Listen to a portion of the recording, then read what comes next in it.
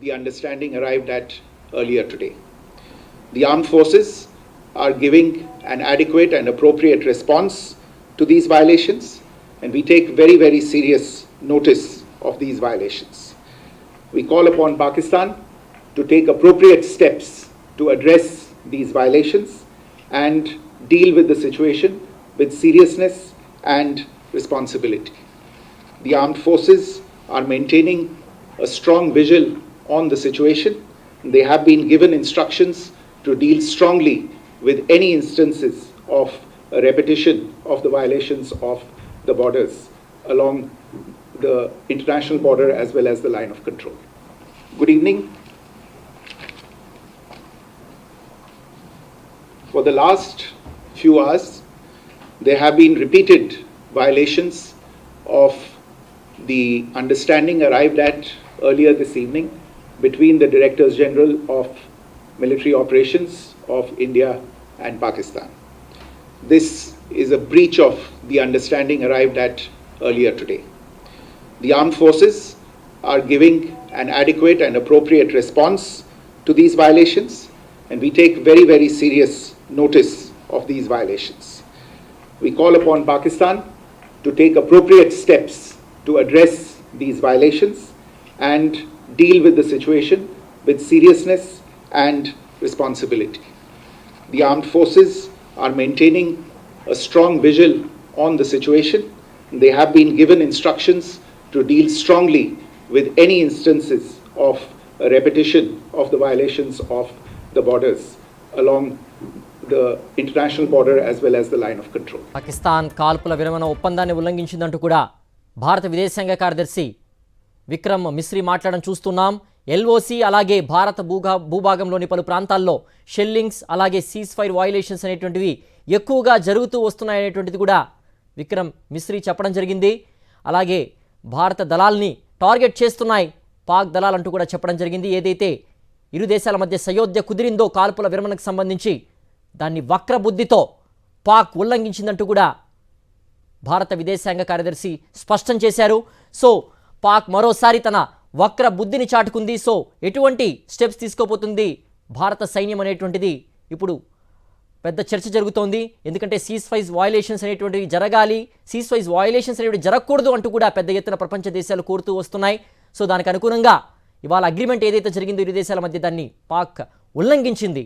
So Bharat నుంచి ఎటువంటి retaliatory measures ఉండబోతున్నాయనేటువంటిది ప్రస్తుతం హాట్ టాపిక్గా మారింది. ఎటువంటి చర్యలు తీసుకోబోతుంది అనేటువంటిది కూడా భారత ఆర్మీ ఉత్కంఠ నెలకొంది ఉంది.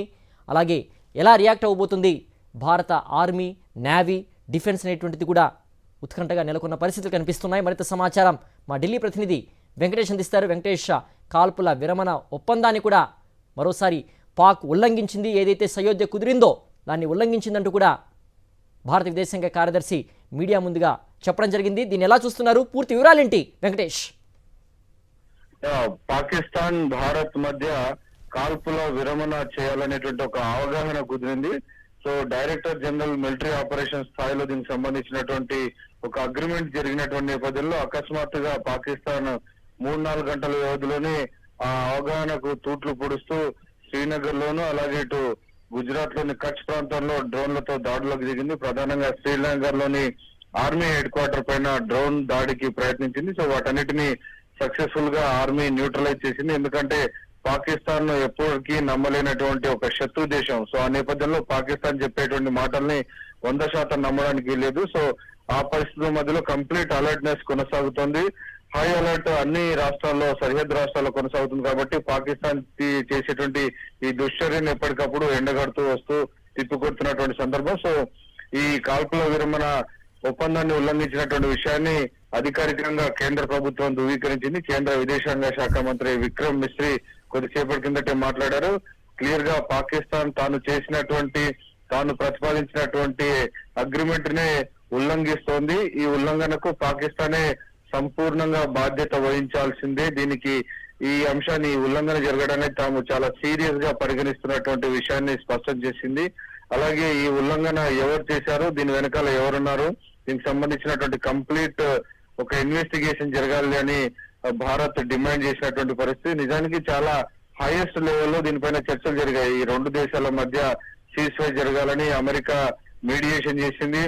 ఇటు పాకిస్తాన్ PM తోనూ, అలాగే రక్షణ శాఖ మంత్రి, డిఫెన్స్ మినిస్టర్ తో, అలాగే విదేశాంగ శాఖ మంత్రితో, అలాగే ఆర్మీ చీఫ్ ఆసిఫ్ మునీర్ తో మాట్లాడారు. ఇటువైపు కూడా సేమ్ అదే స్థాయిలో ప్రధానమంత్రి నరేంద్ర మోడీ, జయశంకర్, జాతీయ భద్రతా సలహాదారు అజిత్ దోవల్ వీరందరూ కూడా దీనిపైన డిస్కస్ చేసి ఒక అండర్స్టాండింగ్, కామన్ అండర్స్టాండింగ్ వచ్చిన తర్వాత DGM లెవెల్లో ఈ అండర్స్టాండింగ్ కుదిరినటువంటి పరిస్థితి.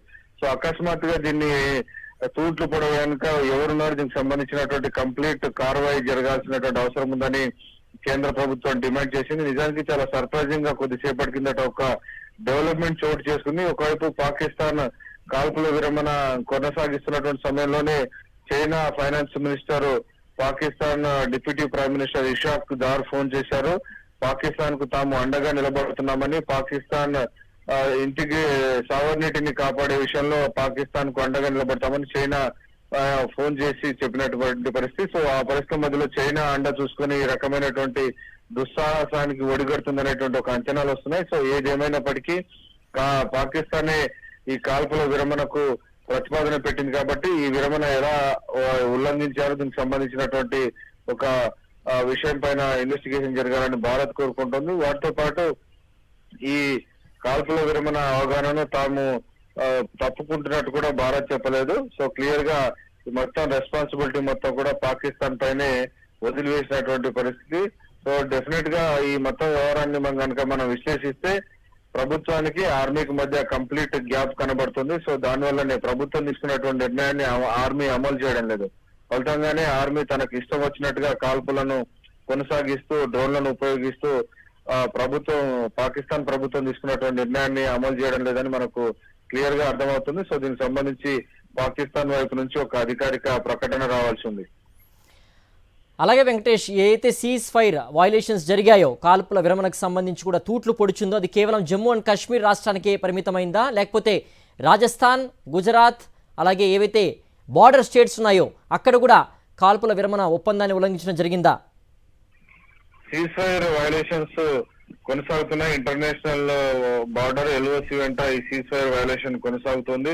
కచ్ లో, గుజరాత్ లోని కచ్ ప్రాంతంలో కూడా డ్రోన్లు కనిపించినట్టుగా గుజరాత్ మంత్రి ఒకరు వెల్లడించినటువంటి పరిస్థితి. సాక్షాత్తు జమ్మూ కాశ్మీర్ CM అయితే నేరుగా ట్విట్టర్ లో పెట్టారు. ఆయన రికార్డ్ చేసి మరి డ్రోన్లు ఎగరడం కానీ, అలాగే సీజ్ ఫైర్ వయలేషన్ సంబంధించినటువంటి సౌండ్స్ కూడా వినబడుతున్నాయి. సో క్లియర్ గా పాకిస్తాన్ చేస్తున్నటువంటి దుశ్చర్యల్ని ఆయన ఓపెన్ గా ఎండగట్టినటువంటి పరిస్థితి. సో కంప్లీట్ గా దీనికి సంబంధించినటువంటి వీడియో ఫుటేజ్ కూడా ఆయన అందజేసినటువంటి పరిస్థితి. సో పాకిస్తాన్ ఏదైనా చేసుకునేటువంటి ఒప్పందం ఉంటే దాన్ని అమలు చేసేటువంటి పరిస్థితి కూడా కనబడడం లేదు. ఆర్మీ చెప్పు చేతుల్లో లేదు. Army chief general Asif Munir చాలా విద్వేషపూరితంగా, భారత్ పట్ల చాలా ద్వేషపూరితంగా వ్యవహరిస్తున్నారు. భారత్ పైన ఎలాగైనా పగ ప్రతీకారం తీర్చుకోవాలనేటువంటి ఒక దుస్సాహసంతోనే ఆయన పాకిస్తాన్ ప్రభుత్వం తీసుకున్నటువంటి నిర్ణయాలను కూడా అమలు చేయట్లేదు. సో దాని ఫలితంగానే ఈ రకమైనటువంటి ఒక ప్రభుత్వానికి ఆర్మీకి మధ్య ఉన్నటువంటి గ్యాప్ కారణంగానే ఈ రకమైనటువంటి పరిస్థితి ఉత్పన్నమైందనేటువంటి ఒక వాదన అయితే వినిపిస్తుంది. ఎస్ వెంకటేష్, అలాగే భారత ఆర్మీ టార్గెట్గా ఈ యొక్క సీజ్ ఫైర్ వయలేషన్స్ జరుగుతున్నాయా, లేకపోతే సామాన్య ప్రజల్ని కూడా టార్గెట్ చేస్తూ, గ్రామాల్ని కూడా టార్గెట్ చేస్తూ ఈ యొక్క వయలేషన్స్ జరుగుతున్నాయా అంటే what's your answer Venkatesh? Clear గా శ్రీనగర్ లో అయితే ఆర్మీ హెడ్ క్వార్టర్ ను టార్గెట్ చేశారు. ఆర్మీ మన గగనతలంలోకి ఎయిర్ ఇంట్రూజన్ జరిగింది. ఎయిర్ ఇంట్రూజన్ జరిగి పాకిస్తాన్ కు సంబంధించినటువంటి డ్రోన్లు చాలా సమీపంలోకి, ఆర్మీ క్వార్టర్స్ దగ్గరికి చాలా అతి సమీపంలోకి వచ్చాయి. అయితే దీన్ని గుర్తించిన వెంటనే మన డిఫెన్స్ వ్యవస్థ వాటిని న్యూట్రలైజ్ చేసింది. సో దానివల్ల ఎలాంటి నష్టం కూడా ఎక్కడా జరగలేదు. సో దాన్ని సక్సెస్ఫుల్ గా గాల్లోనే బూడిద చేసినటువంటి పరిస్థితి. సో సిరీస్ ఆఫ్ డ్రోన్స్ ను పాకిస్తాన్ ఆర్మీ ఉపయోగిస్తున్నటువంటి సందర్భం మనకు కనబడుతుంది. ఇటు శ్రీనగర్ లో అలాంటి డ్రోన్స్, గుజరాత్ లోని కచ్ ప్రాంతంలో కూడా అదే తరహా డ్రోన్లను ఉపయోగిస్తున్నారు. డ్రోన్లకు మందుగుండు సామాగ్రి, బాంబులను, దాదాపు 5 కిలోల బరువున్నటువంటి బాంబులను అమర్చి వాటిని పంపిస్తున్నటువంటి పరిస్థితి. సో ఈ నేపథ్యంలోనే వాటన్నిటిని కూడా న్యూట్రలైజ్ చేయడంలో భారత ఎయిర్ డిఫెన్స్ సిస్టమ్ చాలా సక్సెస్ అయింది. సో అకస్మాత్తుగా పాకిస్తాన్ ఈ సీజ్ ఫైర్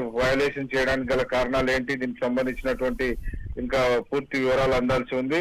సో రిపీటెడ్ గా ఈ వయలేషన్ కొనసాగుతున్నటువంటి విషయాన్ని కేంద్ర ప్రభుత్వం గుర్తించింది. ఆ మేరకు కేంద్ర విదేశాంగ శాఖ కార్యదర్శి విక్రమ్ మిస్రీ విషయాన్ని ధృవీకరించారు. పాకిస్తాన్ వెంటనే ఈ ఉల్లంఘనకు సంబంధించినటువంటి విషయాలపైన వెంటనే వాటికి సమాధానం చెప్పాలి, ఉల్లంఘన జరగకుండా అవసరమైనటువంటి చర్యలు తీసుకోవాలనేటువంటి విషయాన్ని స్పష్టం చేసింది. ఎందుకంటే రెండు దేశాలు ఒక అండర్స్టాండింగ్ వచ్చిన తర్వాత దాన్ని రెండు దేశాలు కూడా కాపాడాల్సినటువంటి అవసరం ఉంది. కానీ దాన్ని వైలేట్ చేస్తూ పాకిస్తాన్ ఈ రకమైనటువంటి ఉల్లంఘనకు పాల్పడుతుంటే డెఫినెట్ గా దాన్ని అడ్రస్ చేయాల్సినటువంటి బాధ్యత పాకిస్తాన్ పైన ఉంది. సో పాకిస్తానే ఒకవేళ దీనివల్ల జరిగేటువంటి నష్టానికి పాకిస్తానే సంపూర్ణమైనటువంటి బాధ్యత వహించాల్సి ఉంటుందని కేంద్ర విదేశాంగ శాఖ కార్యదర్శి విక్రమ్ మిస్రీ వెల్లడించినటువంటి పరిస్థితి. సో ఇప్పటికైతే భారత్ ఈ కాల్పుల విరమణ ఒప్పందం నుంచి వెనక్కి తప్పుకోవడం లేదు. ఎందుకంటే ఇప్పటికీ హైయెస్ట్ లెవెల్లో దీనికి సంబంధించినటువంటి చర్చలు జరిగాయి కాబట్టి ఆ అవగాహనను, ఆ ఒప్పందాన్ని, వాటన్నిటిని అగ్రిమెంట్ నిలబెట్టుకోవాల్సినటువంటి బాధ్యత పాకిస్తాన్ పైన ఉంది. కానీ పాకిస్తాన్ నమ్మదగ్గ దేశం కాదు. పాకిస్తాన్ వక్రబుద్ధితో ఉన్నటువంటి పరిస్థితి మనకు తెలుసు. సో ఆ నేపథ్యంలో పాకిస్తాన్ ఏ మేరకు ఈ అగ్రిమెంట్ ను కాపాడుతుంది అనేది మనం వేచి చూడాలి. అయితే ఇంకోవైపు డైరెక్టర్ జనరల్ మిలిటరీ ఆపరేషన్స్ లెవెల్లో మాత్రం చర్చలు ప్రారంభమైనట్టు మనకు సమాచారం ఉంటుంది. నిజానికి ఎల్లుండి 12 గంటల సమయంలో దీనికి సంబంధించినటువంటి చర్చలు జరగాల్సింది. కానీ అంతకంటే ముందే ఈ చర్చలు ప్రారంభించారు. సో లేటెస్ట్ గా వస్తున్నటువంటి సమాచారం మేరకు ప్రస్తుతం అయితే డ్రోన్స్ అన్నిటిని మళ్ళీ వెనక్కి పుల్ బ్యాక్ చేసినట్టు తెలుస్తుంది. సో ఎల్ఓసి వెంట ఫైరింగ్ కూడా ఆగిపోయినట్టుగా సమాచారం వస్తుంది. క్లియర్ గా భారత్ చాలా స్ట్రాంగ్ ఒక ప్రొటెస్ట్ తెలిపింది. ఇమీడియట్ గా పాకిస్తాన్ చేసినటువంటి వాగ్దానం, పాకిస్తాన్ చేసినటువంటి ప్రతిపాదనను ఇమీడియట్ గా నిలబెట్టుకోవాల్సినటువంటి అవసరం ఉందని భారత్ స్పష్టం చేసినటువంటి నేపథ్యంలో ప్రస్తుతానికి డీజీఎంఓ లెవెల్లో దీనికి సంబంధించినటువంటి టాక్స్ కొనసాగుతున్నాయి. ప్రస్తుతానికైతే శ్రీనగర్ లో ఎలాంటి ఎక్స్ప్లోజన్ లేదు, అలాగే ఇతర ప్రాంతాల్లో కూడా ఎలాంటి ఫైరింగ్ కూడా లేదు. డ్రోన్స్ అన్నిటిని కూడా వెనక్కి పుల్ బ్యాక్ చేసినట్టుగా సమాచారం అవుతుంది. అయితే నిజానికి ఈ రాష్ట్రాలలో అనేక చోట్ల కూడా ఇంకా సరిహద్దుల్లో రాష్ట్రాల్లో సంపూర్ణమైనటువంటి హై అలర్ట్ కొనసాగుతుంది. సో ప్రజలు ఎవరిని కూడా బయటికి రావద్దని చెప్తున్నారు. సో డ్రోన్స్ మళ్ళీ వదిలేటువంటి అవకాశం ఉంది. పాకిస్తాన్ నమ్మలేనటువంటి పరిస్థితి ఉంది కాబట్టి ఆ మేరకు సరిహద్దు రాష్ట్రాలన్నింటిలో కూడా ప్రస్తుతం అయితే బ్లాక్అవుట్ కొనసాగుతోంది. ఓకే వెంకటేష్.